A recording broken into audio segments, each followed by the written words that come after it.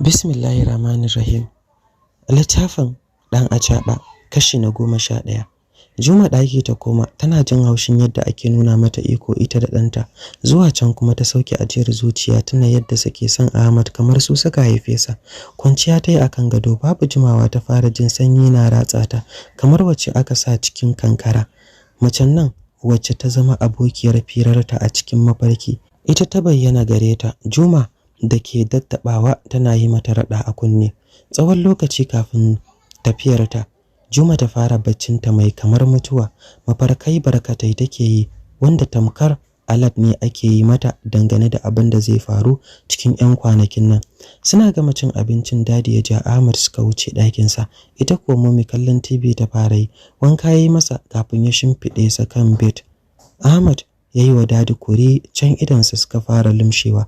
Dadi ya sauke ajiyar zuciya yayin da kwanyarsa ta fara tambayarsa ya fara neman Ahmad tun yanzu koko sai ya ƙara wasu shekaru.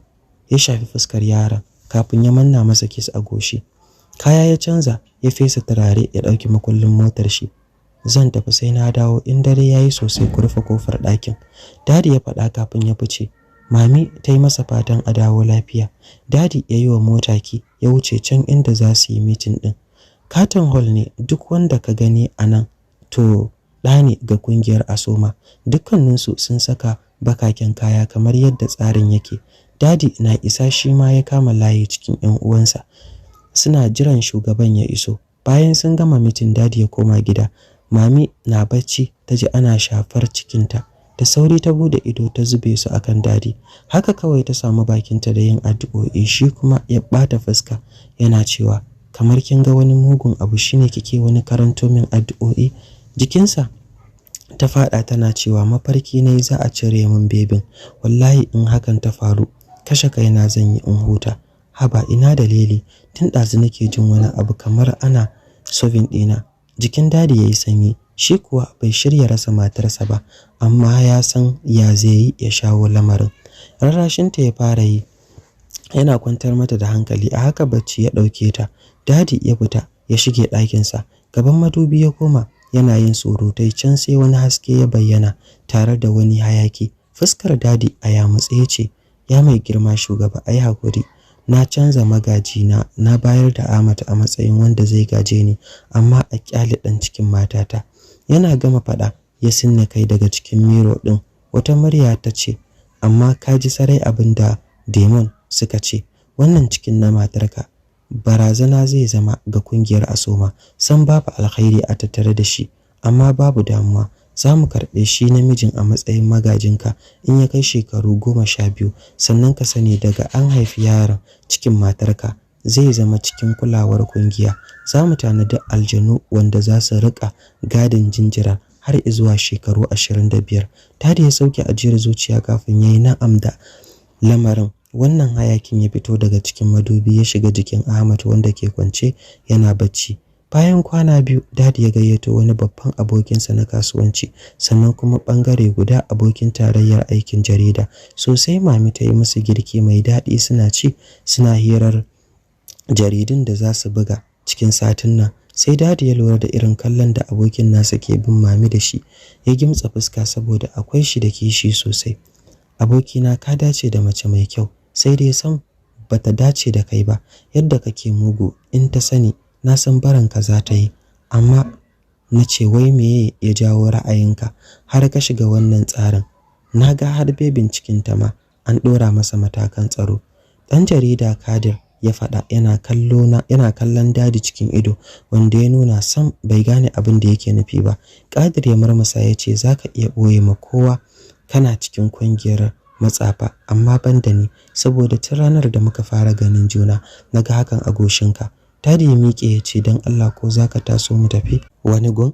Babu musu. Kadir ya miƙe bayan ya yi wa Mami sallama. Dadi ya jasa zuwa wani daji. Suka fito daga mota. Dadi ya ce, na tsani mai surutu a duniya wanda ya mayar da bakinsa tamkar rariya. Da a ce ka riƙe wannan zancen a zuciyarka, da baka jawo ma kanka mutuwa ba. Yana gama faɗa ya yanke wuyan Kadir, tuni makogwaransa ya fara fitar da jini.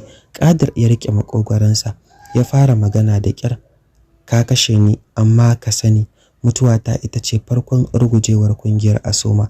Ta dalilinka za a shafe ta a jerin kungiyoyin duniyar matsafa. Ka sa a ranka, baba tsoho ba zai taɓa barinka ba. Kungiyar Bilomagio ita ce kungiyar da duk ta gagari kowa, amma yau kai ka ci nasarar kashe membanta. Ina tausayinka. Dadi ya luma masa wuka a ciki, ya ce in kun haɗe lahira sai ka baiwa shi shugaban naku labarin waye kashe ka. Kadir ya bushe da dariya ya ce ba za ka taɓa ganewa ba sai ranar da na rusa filan ɗinka. Baba tsoho aljani ne ba bil adama ba, babu bukatar sai na gaya masa waye ya kashe ni. Dadi ya dawo gida yana jin har yanzu takaicinsa bai kau ba.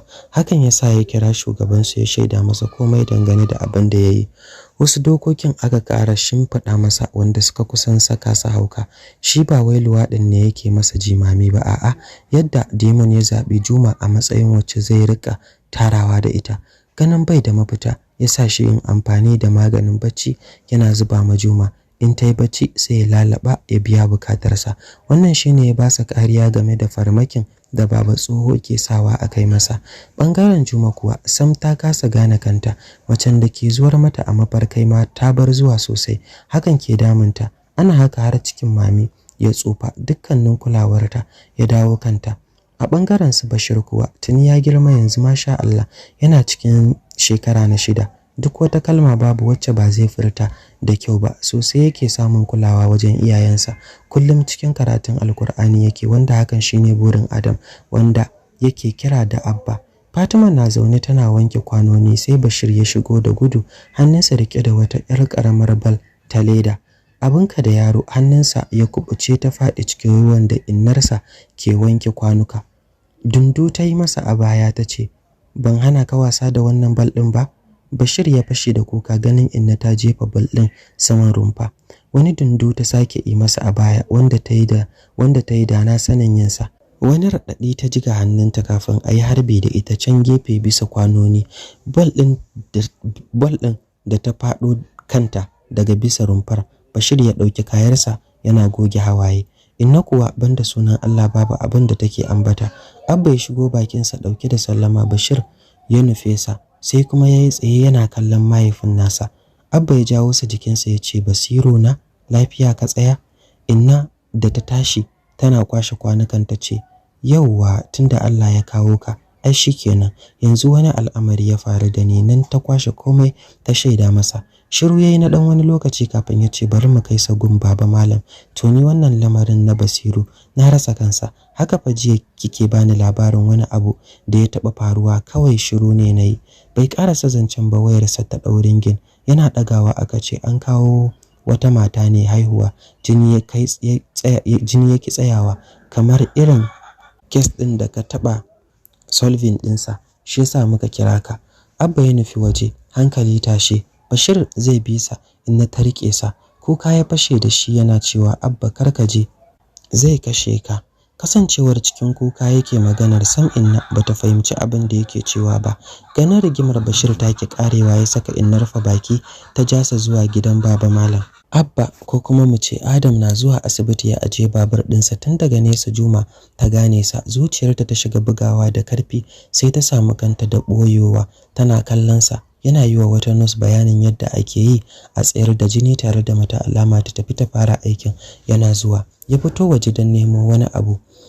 Suka yi kitibus da Algabit. Yar kallon kallo suka fara kafin Algabit ya nuna sa da ɗan yatsarsa manuniya kawai, sai Adams ya dafa saitin zuciyarsa yana jin wata azaba. Juma da ke challabe ta ce, Adams, tare da nufosa da sauri kasancewar duk an tafi sallah a asibitin. Tsit kake ji. Algabit da sauri ya bar gun ya shiga can cikin asibitin, sai kuma ya kirawo Juma tana kallon Adams da ke dafe da zuciya ta barnan. Da kyar Adams ya dauki babur dinsa ya nufi gidan baba malam, saboda sarai ya san da tsafi ne Algabit ya rike masa zuciya. A can ciki nurse ta yi nasarar tsayar da jinin, a ƙarshe kuma aka cire mahaifar mami gabaki ɗaya. Jaririya sai kuka take carawa. An kai mami ɗakin hutu. Juma ido sun yi mata jawur saboda kukan da ta yi. Shi kuwa Algabit duk bai cikin nutsuwarsa. Hakan yasa ya baiwa mami damar zaɓar suna. Murmushi kan fuskarta ta ce, tunda Allah bai sa na samu namiji ba, a saka mata Bushira. Haka kuwa nurse ta rubuta a takardar jaririyar kafin Algabid ya tafi, sai da ya daure bakin Juma ta yanda ba za ta gaya wa Hauwa abin da ya faru ba. Cike da so take kallon baby wacce ke kama da ita sak, sai idan da ke kama da na Adams irin na mage.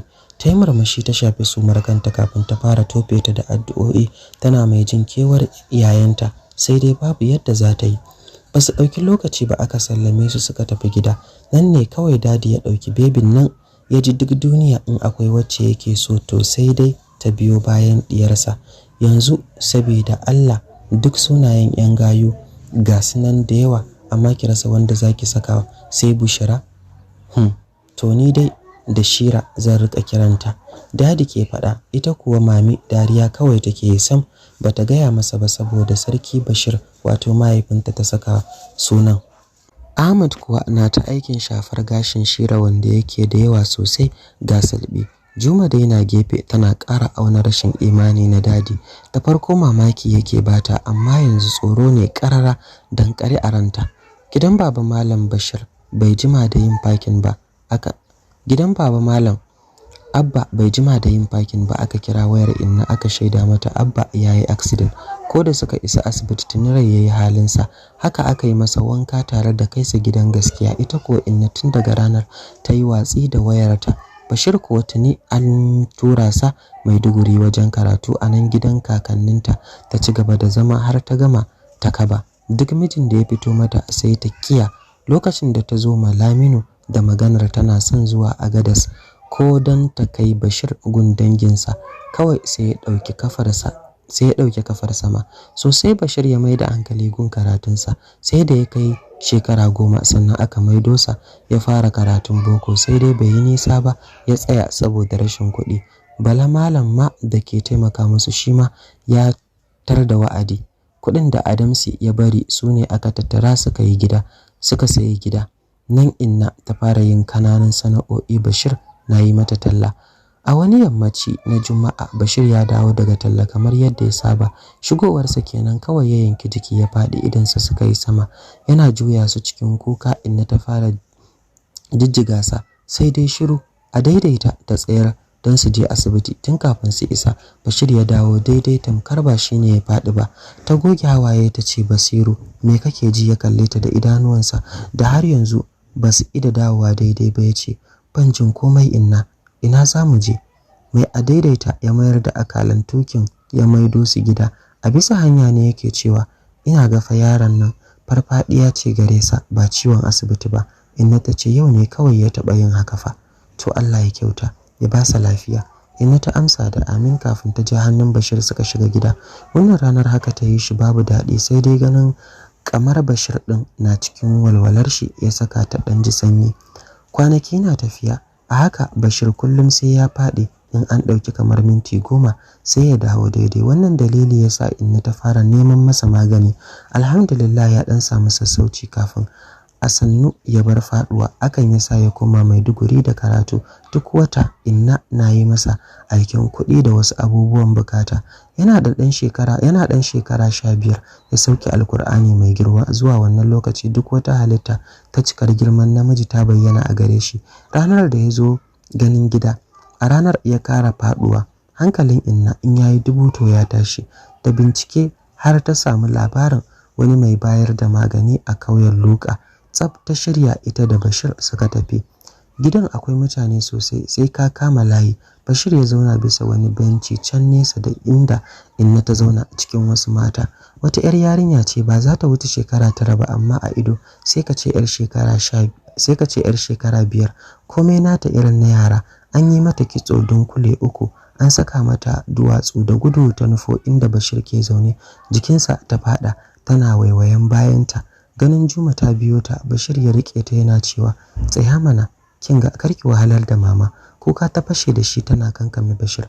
Juma ta ce, dan samari dan Allah taimako min, to ka kawo ta daga ɗakin da za a duba ta ne. Ta tsere, ita ce muka kawo, ba ta da lafiya. Bashir ya miƙe ya saɓe Shira wacce ke ta kuka, san ba ta son a kai ta ɗakin da malamin ke duba mutane. Suna shiga ɗakin kan Bashir ya tsara da sauri ya dare Shira yana dafa kansa. Mami dai na duke tana kuka tun bayan da malam ya fara bayanin abin da yake tattare da Shira. Faduwarsa kawai suka ji. Juma ta rike Shira da kyau yayin da ita kuma Mami ta fita waje.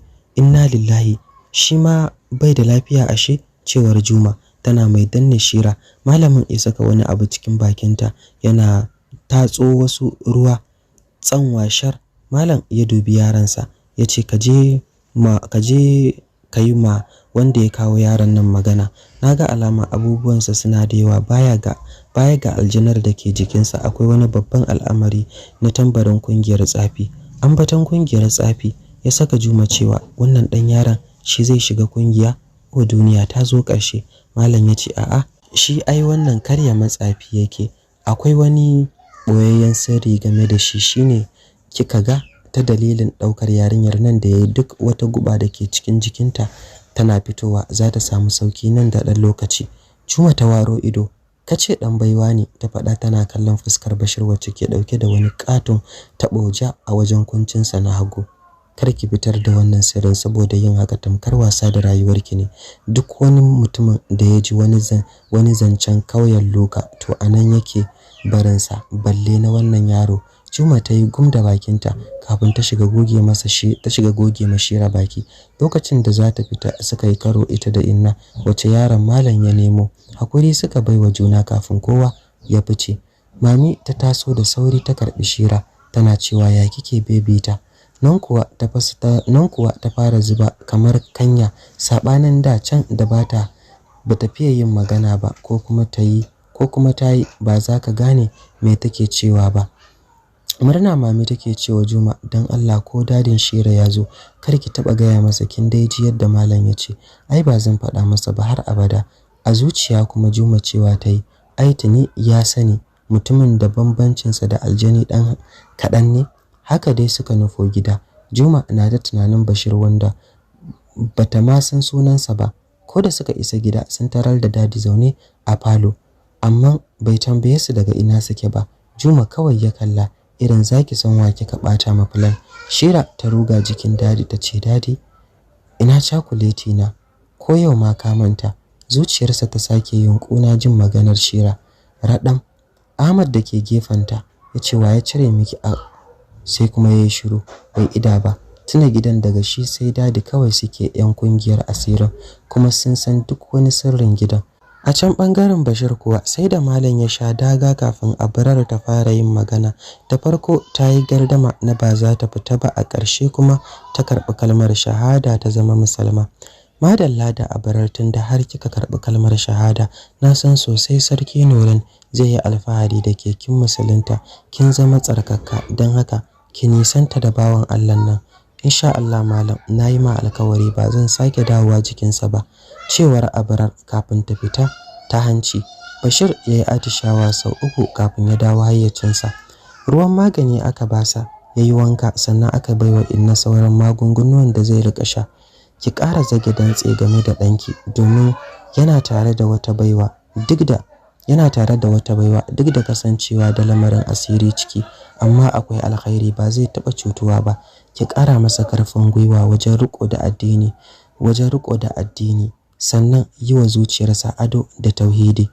Inna ta yi godiya suka dawo gida sosai, ta ci gaba da baiwa Bashir kulawa. Shine ɗan farin kuma auta a gare ta. Wannan yasa suke gane ma juna zai iya zaunawa su yi hira da ita ba tare da ya ji kunyarta ba. Suna son junansu irin soyayyar ɗa da uwa. Abu guda ne yanzu ke damun Inna, shine ganin tun ba a je ko ina ba Bashir na fama da sha'awa. Wannan lamari sam bai yi mata daɗi. Azumin Litinin da Alhamis suka fara yi ita da shi, hakan kuwa ba ƙaramin taimaka masa yayi ba. Tuni ya fara sanin yadda zai mayar da dala ta koma dala 2. Bangaren dadi kuwa tsaye yake a tsakiyar wani teku yana wanka da jini. Bayan ya gama ya yi nutso cikin ruwan.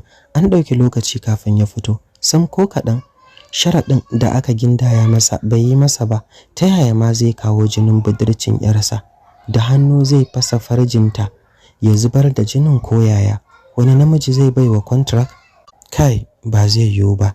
Da daina bar wani katon banza ya taɓa min Shira, har na gwammace in fasa ta da kaina na kawar da budurcinta. A lalle wannan mutumin sai da kai. Da gudu Shira ta rungume dadi wanda ke shigowa, ya daga ta sama ya ce, "Baby na, yau kin kara tsayi, ko ido na ne?" Ta yi dariya ta ce, "Dadi, ya Ahmad ya sayo min ice cream yau, kuma ya ce gobe ma tare da ni zai tafi." Fara'ar fuskar dadi ta dauke ya ce, "A'a Shira, ko ya ce ku je kar ki tafi. Kin ga ke mace ce, bai kamata kina yawo ba." Da to kawai ta amsa kafin ta ja su zuwa dining. Dama kusan kullum shi ke bata abinci a baki. Ahmad dan shekaru 16 a duniya amma ya kware a harkar tsafi. Shi ke kula da duk wasu lamuran dadi and secret ba tare da kowa ya sani ba. Abincin dadi ke baiwa Shira, ita kuma sai surutu take yi masa. Ahmad ya shigo ya zauna hannunsa rike da wani document. "Dadi, ga komai na hada. Abu guda ne yayi mana cikas shine." Sai kuma yayi shiru, ganin Shira na kallon shi. Dadi ya ce, "Kai min daki na, zan duba zuwa dare, sannan ka zo ina son yin magana da kai." Ahmad ya miƙe ya je ya kai document din ɗakin dadi kafin ya dawo falo. Allah sarki, duka anan zan dakata, sai mun haɗa a kashi na gaba don jin ci gaban labarin. Mu huta lafiya.